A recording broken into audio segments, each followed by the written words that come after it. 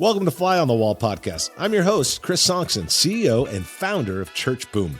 Here you get to sit in on a live coaching session as I coach pastors through the ministry challenges we all face. If you find this podcast helpful, please make sure to like, subscribe, and share. Hey, thanks for joining the podcast today. We are about to jump into a conversation with my buddy Hudson. He's a pastor in Missouri, and we're going to be talking about regaining momentum in the church. We all been there, where it feels like it kind of grows and then it kind of plateaus, and how do we regain momentum? We're going to talk about that. But before we do, I want to encourage you to check out churchboom.org, and I want you to check out the Church Boom Network. We have a network that you could belong to, where you could get on monthly calls with other pastors and grow together and develop together. We come together once a year in person, and we just learn from each other and grow together. So I encourage you. You might belong to a denomination, but do you belong to a tribe? Guys that are growing and developing together. So make sure to check out churchboom.org and then go to Church Boom Network and sign up today. I think you'll absolutely love it. Hey, let's jump into our conversation today. Let's jump into it, man. So great to meet you, and thanks for being on the Fly on the Wall podcast today, man. It's just such an honor to have you on, and let's jump into it, man. How can I serve you, Pastor Hutson? Okay. How do I get unstuck? Is that the opening question? Yeah. All right. Yeah. I feel like, the lid. Yep. The lid. Yeah. Breaking 200. And Yep. I've read some books and I've been to some seminars, and I know a few things in my head, I guess. But and the information's out there, tons of information. The challenge is to implement it. Yeah. And walk through it. That's my big challenge. It seems like I'm at a deficit in at administrative help, organizational help. Seems like I'm at a deficit in some territories in my church that I identify. I need better people, or better worship music, or better this, better that. And so I feel like I'm in a culture war. I feel like I'm living in two worlds. Mm-hmm. The world that I want to see. I'm in an 89-year-old church, Yeah. And Yep. I appreciate the middle-aged and the elderly that are here. They're the financial backbone of the church, and I have great appreciation for them. But yet at the same token, I want to reach their kids and their grandkids, and to have a church with the culture and the environment that is attractional to them, to give us the momentum by which we can grow. Yeah. So you took over a church. We were talking earlier. You took over a church about 6.5 years ago. What was the size? It's an 89-year-old church. What was the size of the church when you took it over? It was probably 200 to 250 would be Sunday attendances. When you took it over in 6.5 years ago, is that yes, correct? Uh-huh. Okay. Mm-hmm. What is it? What Right. is it? What is it today? A little less than that today. Okay. Probably a good Sunday for us is 180 to 220. Okay. And then when you think about the congregation, is it primarily demographically? Is it primarily older? Yes, although we have a healthy amount of students, and we have full-time youth pastor, part-time kids pastor. Mm-hmm. So we do have student ministries. So it's probably half and half. Yeah. One of the things that I often talk about with pastors, it's in the book I wrote called When Your Church Feels Stuck. I taught to them about the 6 phases of a church and really identifying what phase the church is in. And so there are 6 phases of a church. There's launch, church launches, whether it was 89 years ago or 89 months ago. Every church had a launch date. Once it launches, the next one is utopia. That's when everything is going right and everything is going really well, and it's utopia land. Like, man, everything's just going awesome. The third one is the interesting one, because that one is called where you move from utopia, and then you move to a place of this merry-go-round where you kind of move through this merry-go-round stage. And anyway, we don't have to go through all of it, but the point is that sometimes churches come in this area where they're in merry-go-round, or they're in this area where it seems like they're kind of going up and down and up and down.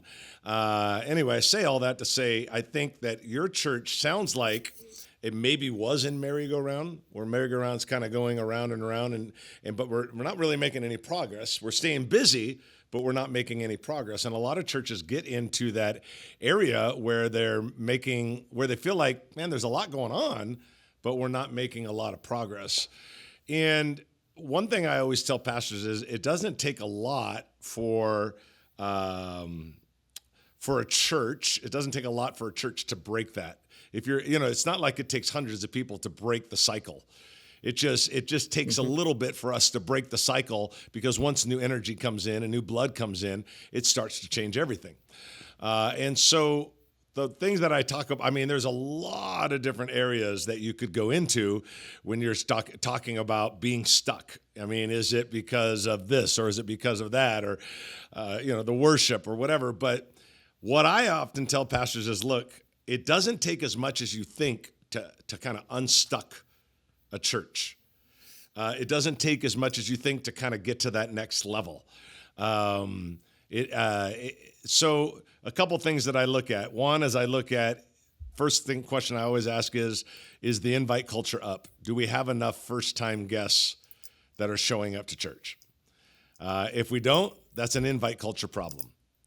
Secondly, is those people that are being invited, are we moving them up into a place of what I call the speed of engagement? That is getting people plugged into the life of the church. So one of the fastest ways to start creating sort of an unstuck feel is how do we create a greater invite culture? You need to be averaging about 4 to 5 first-time guests for every 100 adults. That's the number you need in order to see to grow. If we can get enough invite culture and get enough people coming for the first time and kind of create that invite culture, which we could talk about more in depth, then how do we get them over to the speed of engagement, which means how do we get them plugged into the life of the church, which is the next natural step. And so when I'm working with churches, and we work with anywhere from 200 to 300 churches a month, all the different teams, a lot of them are stuck, not all of them, but a lot of them are stuck. And the one thing we always tell them is you need some new blood in there. And the more new blood you start getting in there, the tipping point starts to happen. How do we get more? How do you create an invite culture? How do you take those new people and start getting involved? Once they start getting involved, the tipping point starts to happen, and that new blood becomes the new arena and environment for everyone else. So if I'm looking at a church, the first thing I'm questioning is, and you're stuck, what's your invite culture look like? Are you even hitting the ratio numbers that you need to hit? And then how much are we moving in the speed of engagement? Like every 90 days, it's like, man, we're getting 18 new volunteers every 90 days. Our goal is 25 new volunteers every 90 days. Okay, do we have that laid out?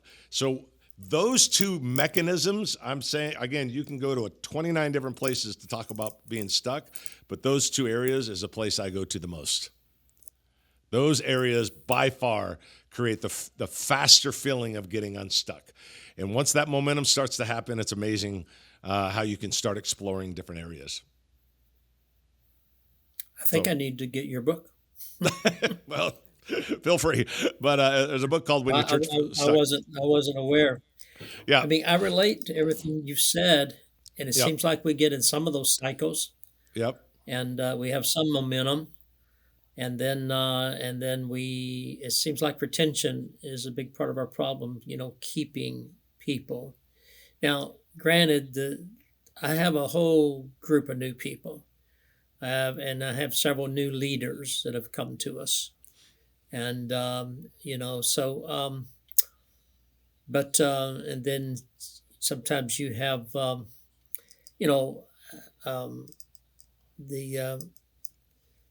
I guess some of the material that I've studied said that in a turnaround church, you're going to change your church to the new people.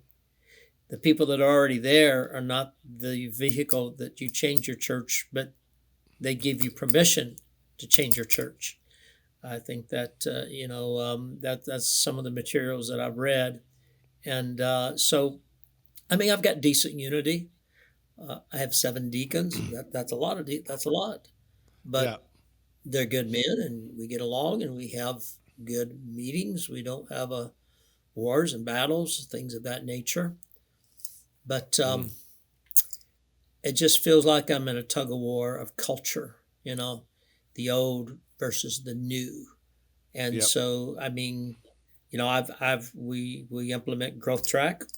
We implement first steps. We implement, serve teams. We use a lot of the methods, and then the spiritual dynamics of it. I feel like we've been stuck. That's where we have greatly doubled down to a greater culture of prayer, a culture of, I mean, we are a Pentecostal church, spirit filled church, but sometimes we're not as spirit filled as we need to be. So on the spiritual dynamics, we've been influenced. I'm very close to Springfield, Missouri. I'm an Assemblies of God church, and there's a new resource called the World Prayer Center. Dr. Joe Oden and a team of people lead that. That's greatly impacted us spiritually, challenged us more into prayer, more into intercession, and of course that should translate into more evangelism, more outreach. Hmm. But anyway, I'm ready for a harvest. I'm Yeah. ready. I'm ready to run 300 instead of 200. Yeah. So what are the obstacles that's keeping me? What's holding me back?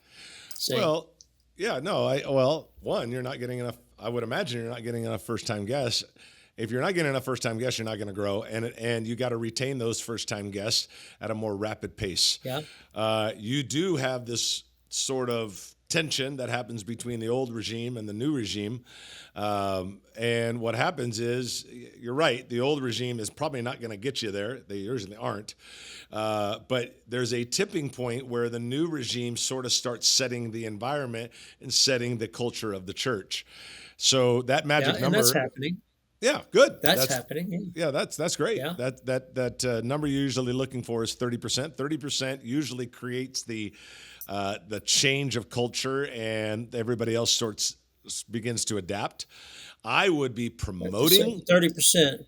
More detail. 30%. Yeah, 30% like what? let's say you and I have a friend named Bob, and he takes over a church of 100, and it's pretty traditional. It doesn't really want to move a lot, and he's got like 5 people that are really with him, but the other 95 are just kind of holding on to the old past. I would tell Bob, Yeah. you got to get up to 30% of the people that are really with you. Once you get I got you. 30% of they're with you, the tipping point can start to happen. But Okay, I got you. you got to know that number. So the other thing I would be doing is I would be looking at the invite culture, what I call the speed of engagement, getting people plugged into the life of the church quicker. That is another area that I would look at. And then the third area that I would look at is just what gets rewarded gets repeated. You've heard that statement before, but culture, Pastor Hudson, is created by 3 things. Culture is always created by the same 3 things: the stories you tell, the heroes you make, and the things you celebrate. Stories you tell, heroes you make, things you celebrate. That's how culture gets changed. And for us to change the culture, it's like, how can we start at the church, start telling more stories about life change, more stories about new people coming to Christ, more stories about this person who brought their friend. Whatever stories you tell on a regular basis will start to shape the church. And we're not talking about telling stories in the middle of your message. We're talking about telling stories as in, hey, we got someone we want to interview, or we got an iPhone interview on stage, or on the screen. The more you can tell stories about the behavior you want, the more likely that behavior will happen. Stories Okay. you tell, heroes you make heroes out of the people. So if you can find some people that have done, hey, this person started coming to the church. Let's give an example. Someone started coming to church 4 or 5 months ago. Boom, you throw them on stage. Maybe one of your associates interview them. Hey, Tom and Linda, how long have you been coming to the church? 4 months. What was your life before? You gave your life to Christ and all this, whatever. And then the last question is, Tom and Linda, how did you come to the church? Oh, well, our kid plays soccer with this other kid, and those parents invited us. Now, guess what we're going to do? We're telling the story about Tom and Linda, but we're celebrating whoever invited them. In my opinion, personally, Rick Warren, when he was he resigned a couple of years ago, but I've had some good conversations with him in my life, and I think his secret sauce to the growth was his ability to tell amazing stories. He always had someone being interviewed, some video being played. He had a whole department called Story Curator. All they did was find stories and tell them. Stories shape whatever behavior you want. So if you can do two things, man, tell stories like crazy, interview people, whatever. Doesn't have to be you telling it, about a new person that came to Christ in the last 8 months and they're being interviewed, and how did you come to the church? You're promoting new blood, but you're also promoting they got invited by someone. When you make a hero out of the person they invite, it starts to change the culture, because you need 4 to 5 first-time guests for every 100 adults that go to your church. So if you got 150 adults on a Sunday morning, you got to be averaging around 7, probably closer to 8, probably about 8, 7 or 8 first-time guests every Sunday. No, I don't have that, no. Right. So when you drop below that number, what's going to happen is you will not be able to keep up with attrition. So a church that was 200 before, say 5 years ago, and now it's maybe kind of averaged 199 the next year, 180, 170. I'm just using a church as an example. They're like, okay, we're a little bit lower than we were a few years ago. What that tells me is they're not keeping up with attrition. People are going to leave your church. They don't like it. They move away, whatever. So you have to hit a certain number of first-time guests and get those people plugged in the life of the church just to keep up with attrition. If you don't, that's just to keep up with attrition. That's not even to grow. So you said, I've heard it said you'll lose 16% per year. I don't know if that's accurate or not. I don't know who put that. I've heard a lot of different numbers. I've heard as low as 8. I've heard as high as 15, 16. Either way, you're going to lose people. And if you can't keep up with the attrition, then it's just going to be a slow decrease that's going to happen. So you got to be hitting about 3 for every 100 to even keep up with attrition. 4 or 5 for every 100 is going to allow you to have an opportunity to grow. So that means you got to change the invite culture. Okay. Well, I try. I promote invite cards. I try to advertise on social media, what we're doing, sermon series, events, all the above. I try. I know we're in deficit. I know we don't have that element that we need. I mean, and now there are real areas of growth. My wife is teaching a life group of probably 18 to 20 people that are all relatively new to our church. Growth track, this week from Sunday, we've got probably 10 people signed up to be in growth track, So, but the challenge is to keep them and then to implement them into serving positions, Yep. To where they can serve and get involved. We're implementing a new ministry called Living Free, and that is first cousin to Celebrate Recovery. And so that's a new outreach ministry. We've been training facilitators for that, I don't want to, I have to, there's a lot of positives, our finances are okay. I recently had a $70,000 new van given to us. Recently had a new $6,000 trailer given to us. there are wins, Yeah. and and so I have to remember. I guess I have to tell myself not to get frustrated over what I want to see and how Yeah. quickly I want to see it, Yeah. and I have to certainly give love and compassion and consideration, and I do that. I brag on our people. I compliment them. I affirm. That's my heart to do that. My heart is to be a teacher. My heart is to, one of my taglines is look for ways to give other people the microphone, and to implement them and involve them. And that's what I want. That's what I see. But I think part of our drawback is an internal. I've had a couple of times that staff members have left, and it's hurt me. You know, that turned on. Well, one was a situation I had to replace, and I lost several families over that. And another, left, but they left disagreeing with me. So Hmm. so you get over, those things hit you. Seems like it slows you down for even a few months. Sure. The Sure. internal the internal issues and naysaying. Hmm. So. Hmm. But so our prayer is God give us unity. Our prayer is God give us Holy Spirit impartation. We need the jet fuel of the Holy Spirit in our gas tank to motivate us. But I'll also have to have systems and implementation and to implement this. Yep. Yep. So that's my challenge. Well, yeah, I do think that God's obviously doing some things in your ministry. The gifts that have come your way. That's awesome.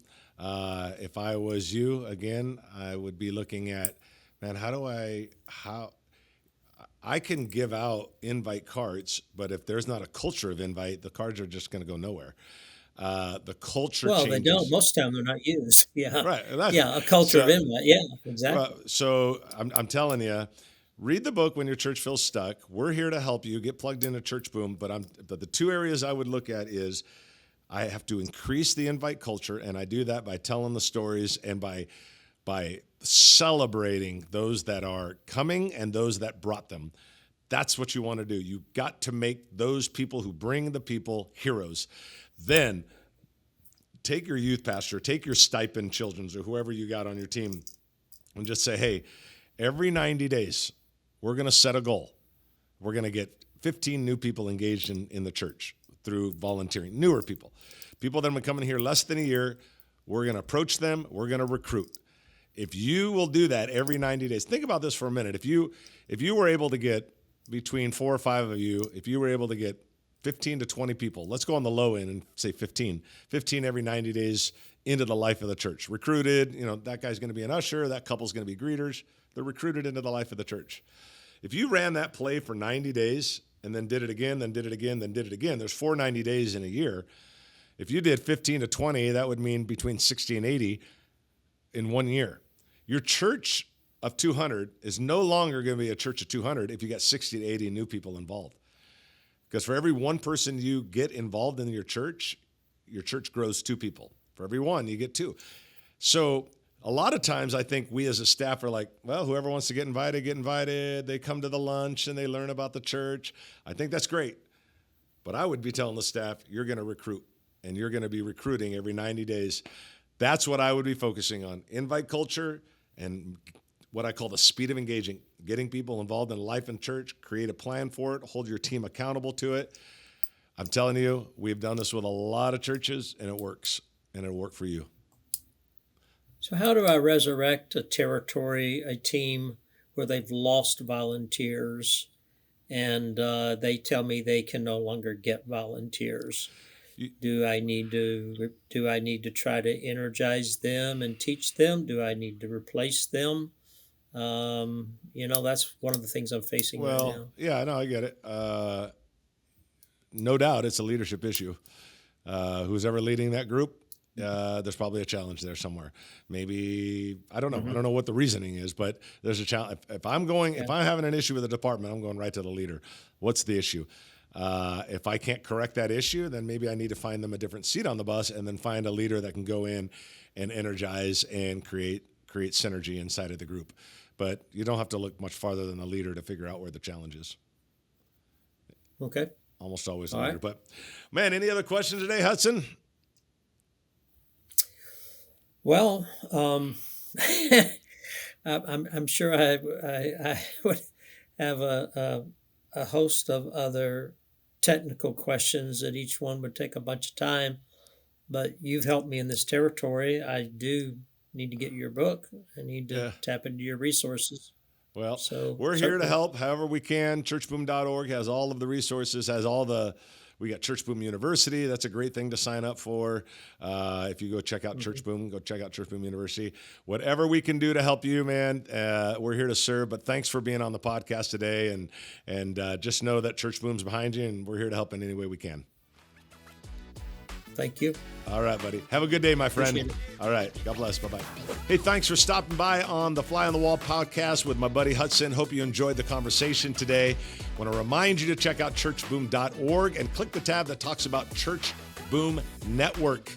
I want to encourage you to become part of the network today. We get together in groups, smaller groups on Zoom once a month and learn and grow together. We come in person once a year, live and in person, and grow together.